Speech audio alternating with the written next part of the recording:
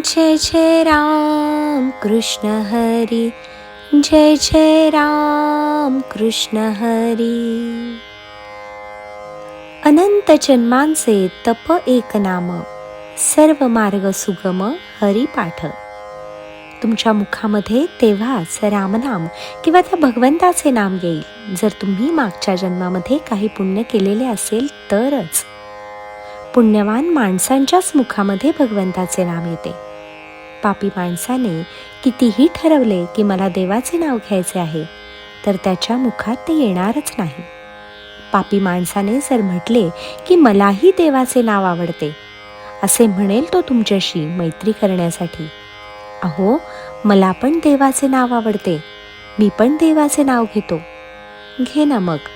नाही घेता येणार त्याला देवाचे नाव, कारण त्याच्या पापामुळे त्याच्या मुखामध्ये तो देव कधीच अवतरणार नाही, कधीच बसणार नाही।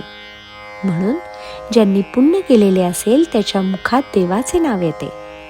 ज्ञानोबा म्हणतात, एका जन्माचे नाही, अनंत जन्मांचे तप एक नाम। हे अनेक जन्मांमध्ये केलेले तप आहे। अशा प्रकारे प्रभूंचा जप केलेला आहे ते एक नाम तुमच्या मुखामध्ये येईल। जर तुम्ही मागच्या जन्मामध्ये इतका जप केला असेल तरच भगवंताचे नाव तुमच्या मुखामध्ये येईल, अन्यथा येणार नाही। आणि ज्या अर्थी तुम्ही भगवंताचे नाम जपता त्या अर्थी खरोखर तुम्ही पुण्यवान आहात। मग अशा पुण्यवान साधकांची संगत मिळते, म्हणून तर त्यांना चांगले चांगले ऐकायला मिळते, नाहीतर हे मिळाले असते का? ज्ञानोबा सांगतात, त्याने पुढे काय होते तर सर्व मार्ग सुगम हरिपाठ।